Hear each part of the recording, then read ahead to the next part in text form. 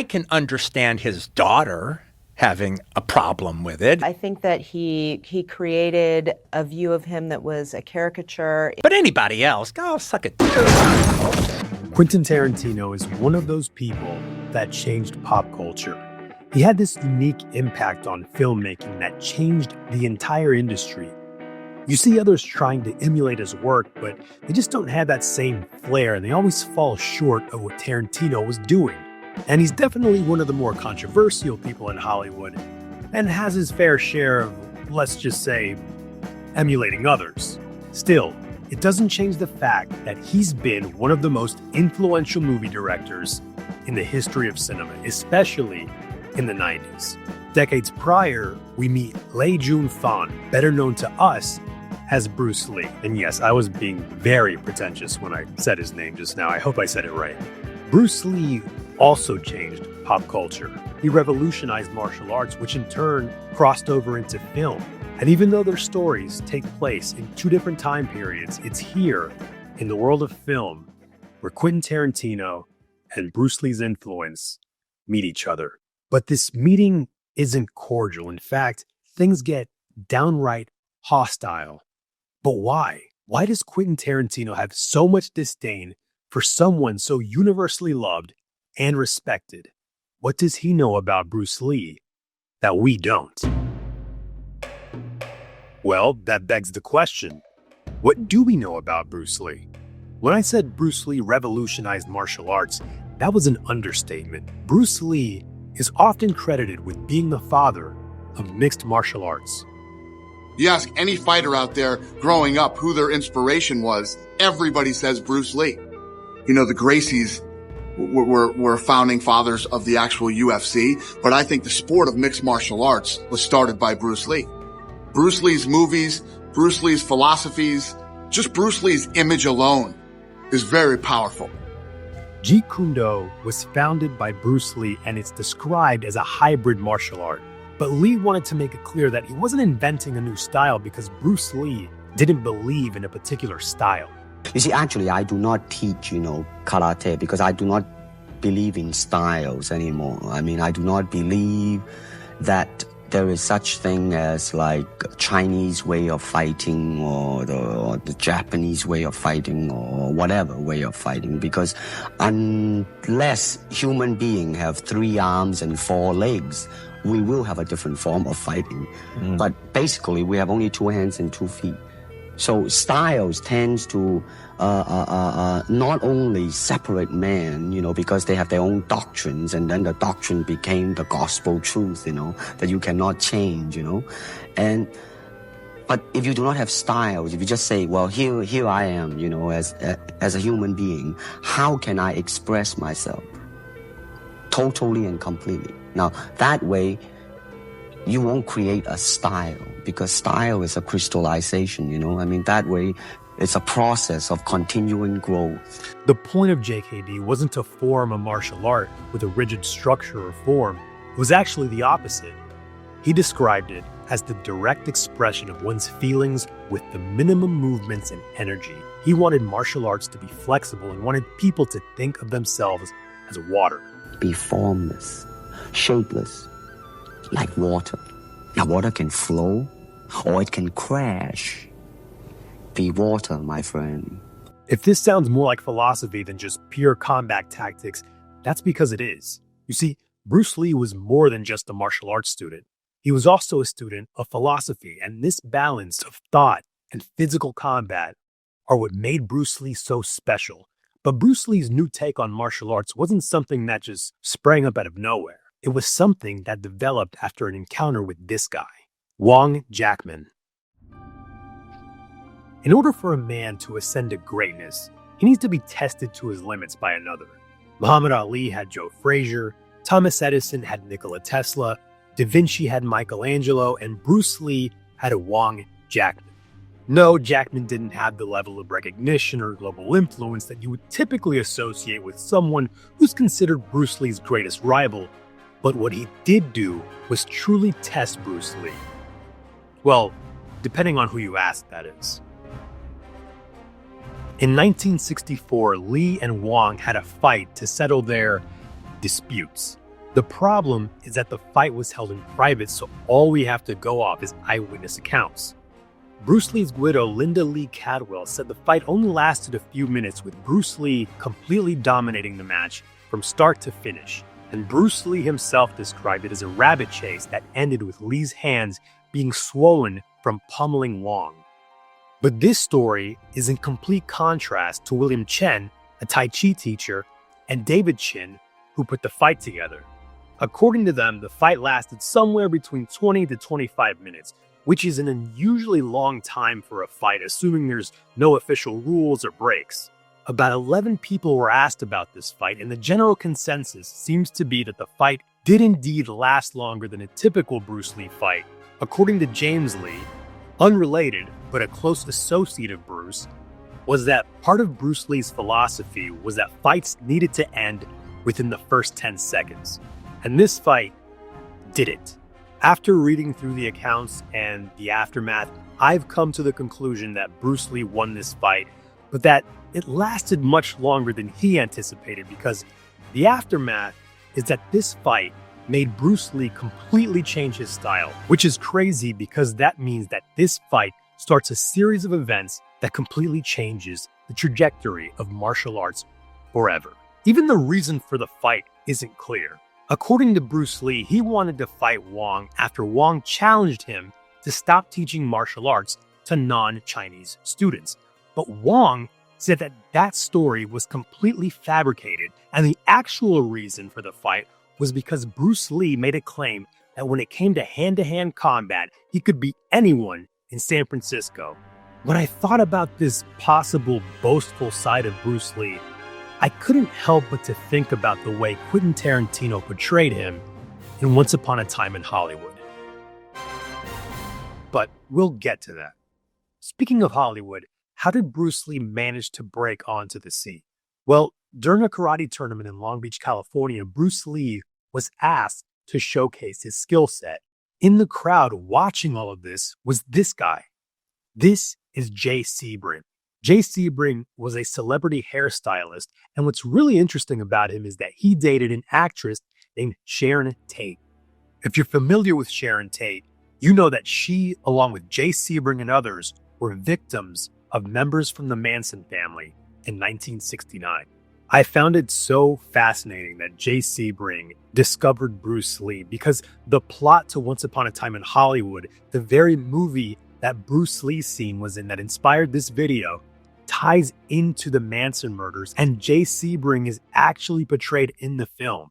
Sorry if that sounds completely unimportant to you, I get it, but for me, it makes my head spin when these stories start to blend and intertwine.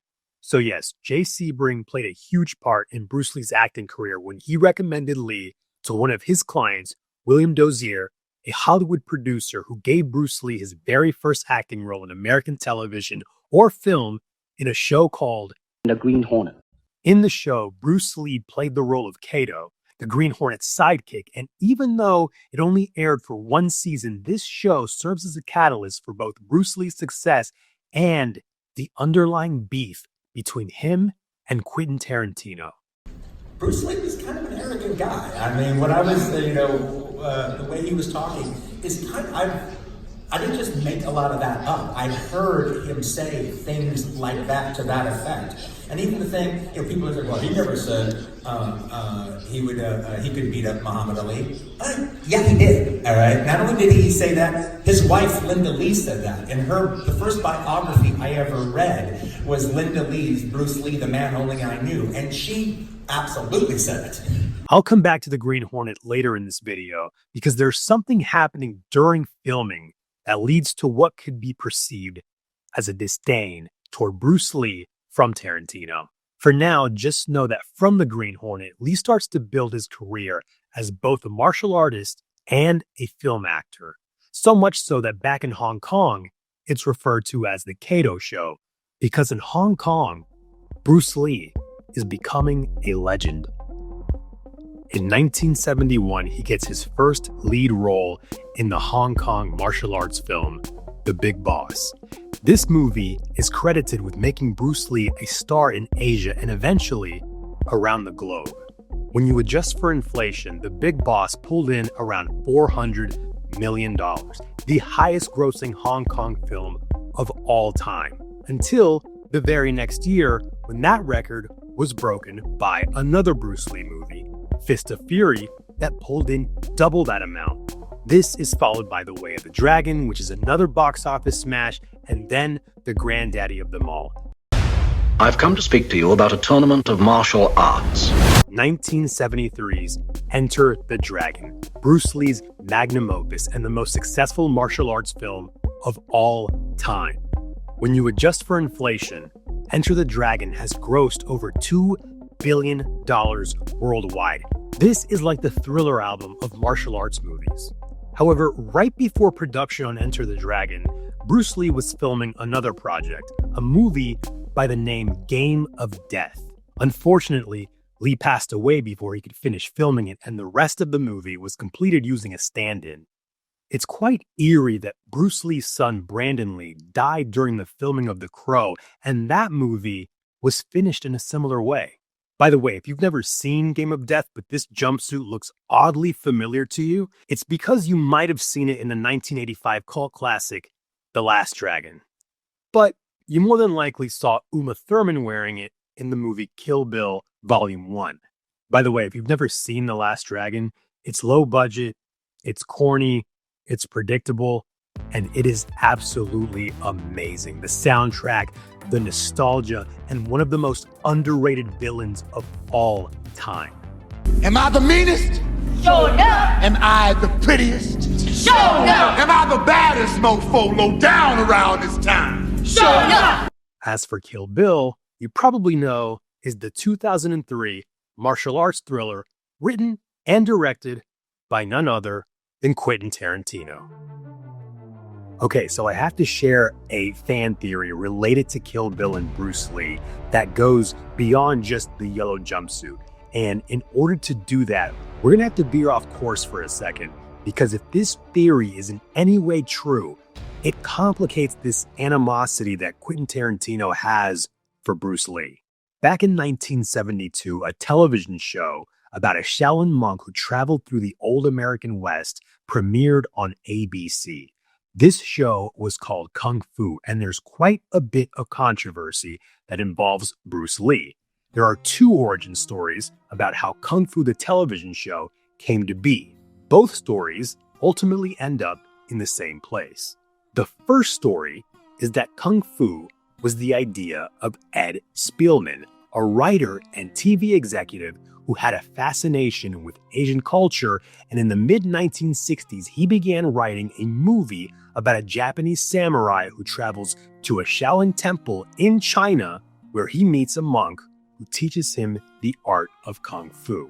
Spielman then takes this story to his writing partner, Howard Freelander. And as they're writing the outline to the script, Freelander comes up with the idea to have this take place in the old American West. From here, they start to develop the idea for the main character, Kwai Chang Caine, a half-American, half-Chinese Shaolin monk.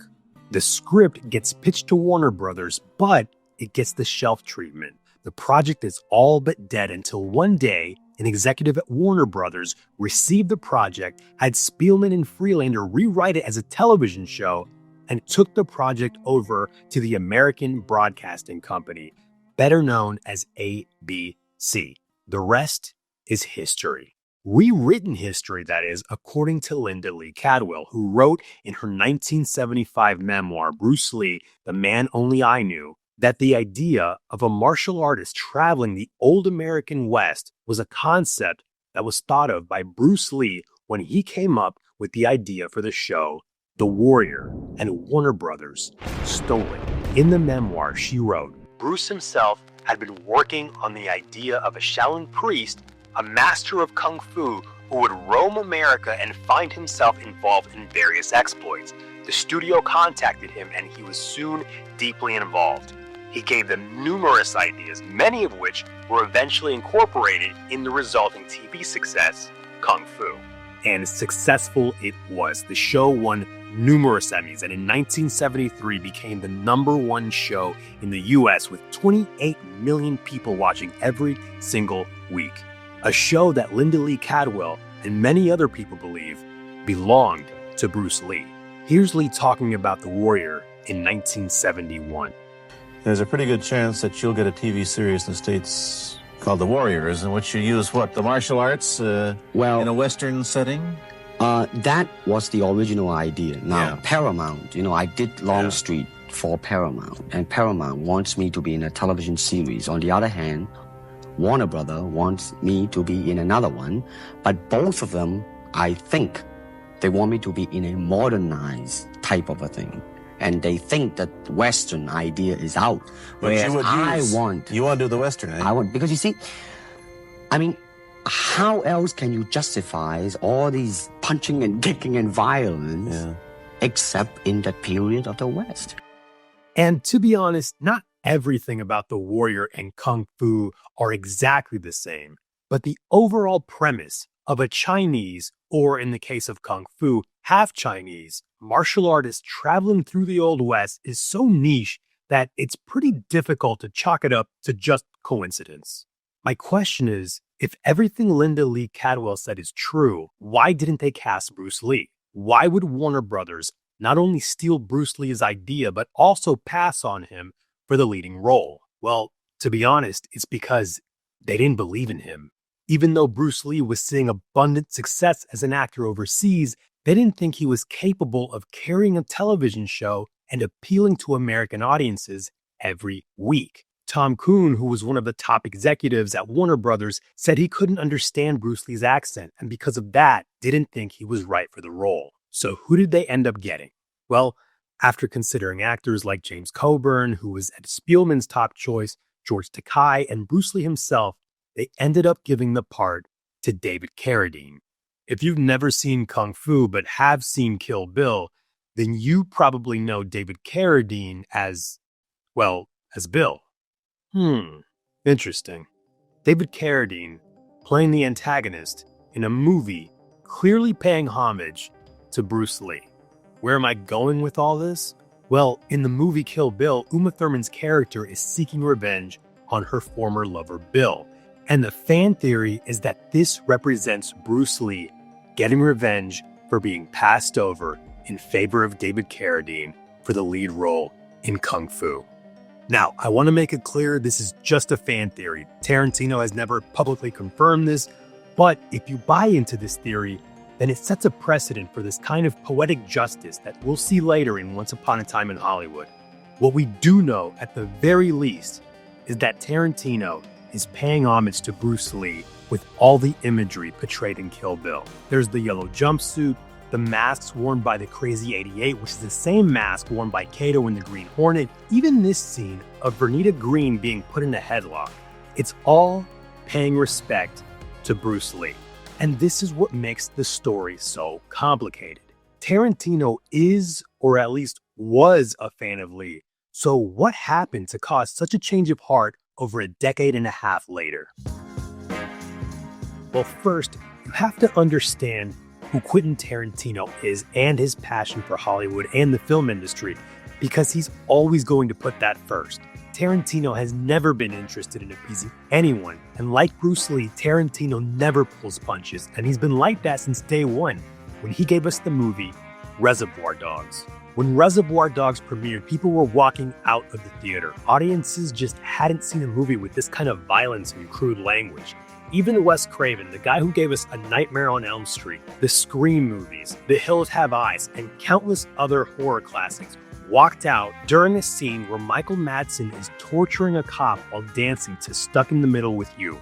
But Quentin Tarantino didn't care. When people walked out, he just chalked it up as it's not their cup of tea. But he liked the fact that it had an effect on people.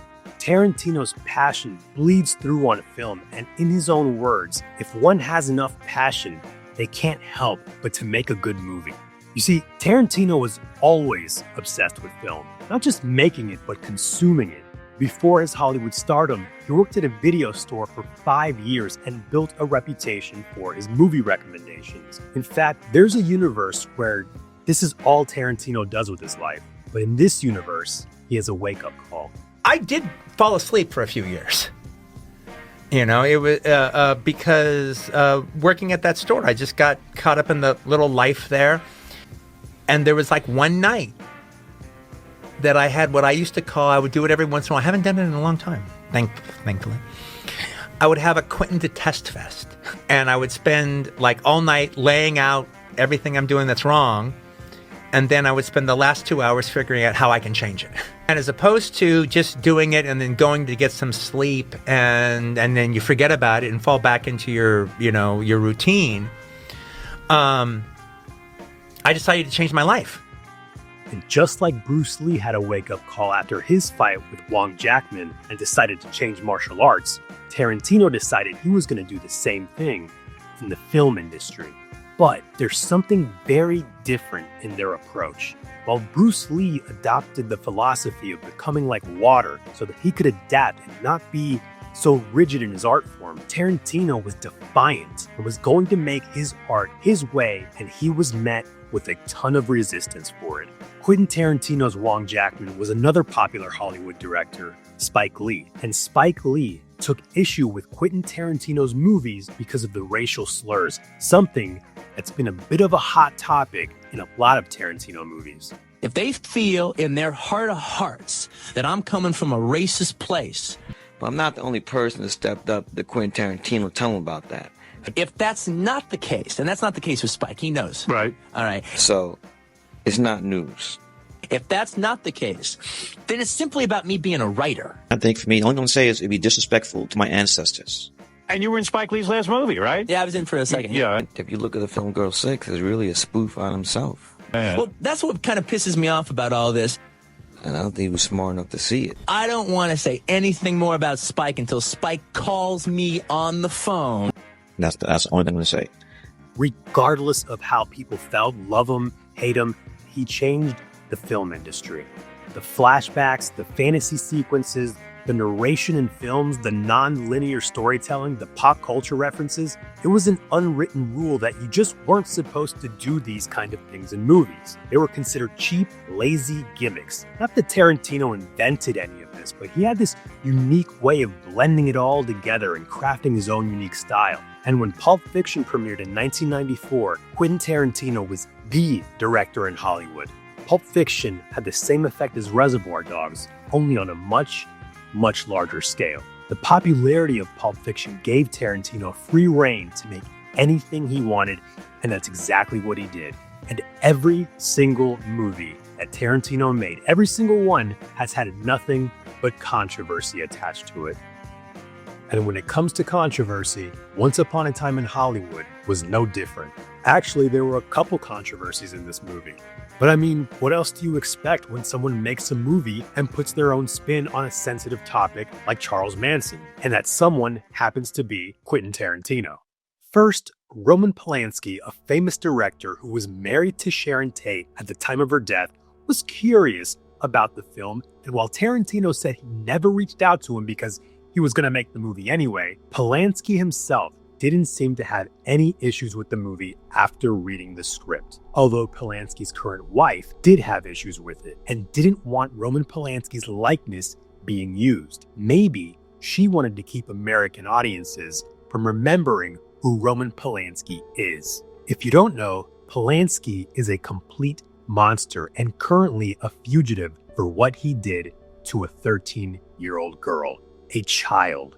And in case you're wondering, a lot of Hollywood executives and celebrities came to his defense because, of course, they did. I recently made a video about Mel Gibson, and in it, I mentioned how Gibson always had this uncomfortable feeling with Hollywood, and I'm positive this is the kind of stuff he was alluding to. The second controversy was about the atrocities committed by the Manson family. But long story short, there's a few theories about the motivation behind them, and Tarantino didn't really buy any of them. He thinks they were spontaneous and that Manson never sent anyone to Sharon Tate's house that night. But the biggest controversy of the film, without a doubt, was the depiction of Bruce Lee. And if you've ever seen the movie, you probably know why.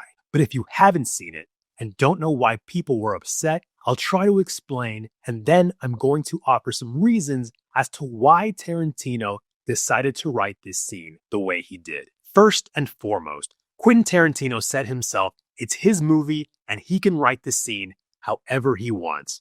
And he's right. But that doesn't really answer the question as to why. Why did he depict Bruce Lee as an arrogant showboat who at best tied in a fistfight against an aging stuntman and at worst got completely humiliated and lost, depending on how you interpret the fight?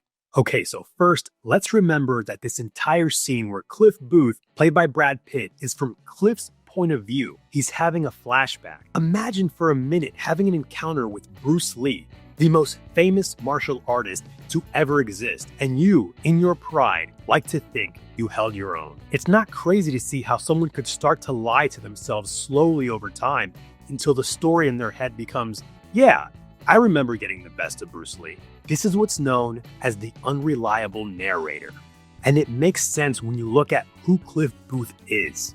In the film, Cliff comes off as confident, but when you look at his life, he has nothing. The whole movie is about an actor, Rick Dalton, who is dealing with an existential crisis. Dalton went from being a huge TV star to an actor struggling to maintain relevancy in Hollywood, and Cliff Booth is a stuntman. He's the stuntman of an actor whose Hollywood fame is fading. There's a shot of Cliff coming home and it's clear his life is anything but glamorous. He's pretty much just Rick's driver, as he admits in the movie. Rick, I'm your driver, man. I'm your gopher. If you think about it, him fighting Bruce Lee is one of the, if not the absolute highlight of his entire life. So it would be in his best interest to embellish the story, even if it's just for his own sanity. Or maybe not. Maybe Cliff has everything he needs and he actually loves this cozy life that he built for himself. And there's another way to view this. The other way to view it is that everything Cliff is remembering is true. And the reason Tarantino writes him as so much of a badass is twofold. One, and again, keep in mind, this is a fictional character, Cliff Booth is a war hero and probably not a stranger to hand-to-hand combat. He's a goddamn war hero. Not that that means he can beat up Bruce Lee, but that's how Quentin Tarantino sees it. Cliff is a hand-to-hand combat killer. You see, Cliff Booth needs to be written as a tough character because later in the movie, he has to defend himself against 3 members of the Manson family. And he has to do it while he's under the influence of an acid-dripped cigarette. Catching Bruce Lee and ragdolling him gives the character Cliff Booth the legitimacy needed to pull off this sequence of violent events that unfolds later in the movie. Still, neither one of these theories really explains why Quentin Tarantino decided to depict Bruce Lee the way that he did. In the unreliable narrator theory, Cliff could have embellished any story to put a smile on his face. In the theory of needing to present Cliff as the ultimate badass, Tarantino could have done it a million different ways, and yet he chose to use Bruce Lee to put Cliff Booth over. Putting someone over is a term used in professional wrestling when an established wrestler who's perceived as strong is scripted to lose a match against someone to give that person credibility. But why Bruce Lee? Let's go back to our fan theory of Quentin Tarantino hiding a story within a story of Bruce Lee avenging his lost opportunity to David Carradine in Kill Bill. To be clear, this theory isn't that this is the actual plot of Kill Bill, but rather a hidden message within the plot. Again, just a fan theory, but humor me for a minute. I mentioned how I'd come back to talk about the short-lived TV series Bruce Lee co-starred in called The Green Hornet. This was Bruce Lee's first American acting role, and it's here where we start to see a different side of Bruce Lee, a cocky Bruce Lee. In fact, in Matthew Polly's biography of Lee, just about everyone who knew him described him as cocky. But it seems those same people were also drawn to him and many formed lifelong friendships. This shouldn't be surprising to anyone. In the world of competition, when you look at the greats, they flirt with this line of confidence and arrogance. They were cocky. Everyone from Muhammad Ali to Michael Jordan to Tom Brady. And who could blame any of them? There's 2 types of competitors. Those that think they're the best and those that think they're the best and actually are. When someone falls into the latter, how could you not be cocky? But let's not confuse that with arrogance. You see, with every achievement, with every milestone, for every victory, there's an inner doubt that needs to be overcome. Every cocky competitor has wrestled with insecurity at some point, and it's that crossing over between self-doubt and being the greatest that brings out the person who blurs the lines between confidence and arrogance. This is what being cocky is. The German philosopher Paul Tillich once said, "Doubt is not the opposite of faith. It's an element of faith, meaning you can't avoid it, but rather you have to embrace it in order to grow. And much of Bruce Lee's insecurity was here on the Green Hornet. The Green Hornet was destined to fail from the start. The show was originally going to have the same campy tone as Batman, but the creator of the show wanted a more serious crime drama. The problem was crime dramas usually took up an hour time slot because the stories needed time to develop and unfold, and the Green Hornet was only allotted 30 minutes. There was now anxiety around the production of the show, and this was only amplified in Bruce Lee because he was dealing with the fact that he was the sidekick on the show despite being such a great fighter. He even snapped at someone during an interview where he was asked if he was worried people were going to be upset that a Chinese actor was playing Kato, since Kato is a Japanese name. Lee responded by saying, "Anyone object? I put them on their back." On set, Lee would constantly demonstrate his impressive skill set by doing things like placing a dime on a 6-foot gimbal and jump kicking the dime across the stage. He would also jump kick unsuspecting people in the earlobe just so he can show off his pinpoint accuracy. This ability was so important to Lee that he refused to do fight choreography the traditional way. With this being his first Hollywood role, Lee was starting to feel imposter syndrome, and it was more important than ever to live up to the reputation as a martial artist. And the stuntmen hated him for it. And the stuntmen hated Bruce. Really? On Green Hornet. The stuntmen on the Green Hornet were used to an over-the-shoulder choreography where they were rarely worried about being hit, or what they call being tagged. But Bruce Lee didn't care about this and wanted something that looked and felt realistic. The problem was the stuntmen weren't martial artists and they didn't have the speed to keep up with Lee, and as a result, they would get banged up during filming. It got so bad that they just flat out didn't want to work on the show anymore because of constant injuries. I mean, this is their livelihood. They have to mitigate injury as much as possible so they can continue to work. But Bruce Lee insisted on choreographing the fights his way. And this is where Tarantino steps in to avenge what he felt were the underappreciated, the voiceless, the backbone of action movies, the stuntmen, represented in this scene by Cliff Booth. But Cliff Booth is a fictional character, so was this scene inspired by anyone? Well, you can say it was inspired by this guy. This is Judo Gene LaBelle. Gene LaBelle was a world-class judoka, a professional wrestler, and more importantly, a stuntman. And it was his job to both calm Bruce Lee and slow him down. Bruce Lee was so fast that the cameras couldn't pick up his speed, and as a result, the footage looked terrible. Initially, LaBelle tried to reason with Lee and explained Western films required storytelling through action. But when reason failed, LaBelle took to teasing Bruce Lee as a way to get him to wind down and not take himself so seriously. One time, LaBelle snuck up behind him, picked him up, and walked him around the set like a child, while Bruce Lee demanded to be put down and that he was going to kill LaBelle. Despite this, they actually became good friends, and this shows the humility of Bruce Lee that I think Tarantino either missed or, to be fair, couldn't have been explored in a movie since that wasn't the main plot. Lee was humble enough that he put up with LaBelle's hazing because he wanted to learn from him, and that's what started their friendship. Lee taught LaBelle about striking, while LaBelle taught Lee what he knew about grappling. And I got close to Bruce Lee, and I taught him judo and wrestling and stuff like that. And he showed me a lot of his kicks and striking, which even today I use in the movies. A wonderful, wonderful man and a great martial artist.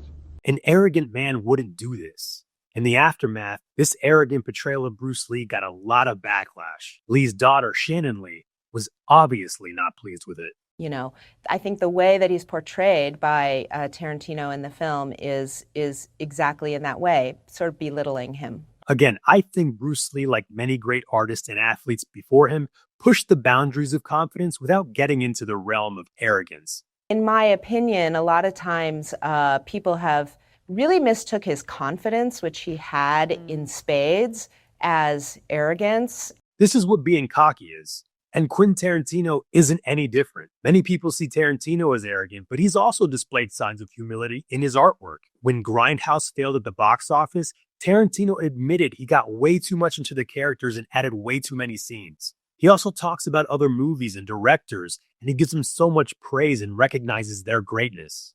Both Quentin Tarantino and Bruce Lee had a special type of confidence that allowed them to accelerate to the top of their respective fields. They're so alike in their impact, yet so different in their approach. If Bruce Lee is like water, able to adapt, transform, and flow freely as to not be trapped in rigid systems and thus becoming fluid in both body and mind, Tarantino is a fire, an all-consuming element that destroys tradition and becomes a force so bright that he becomes undeniable.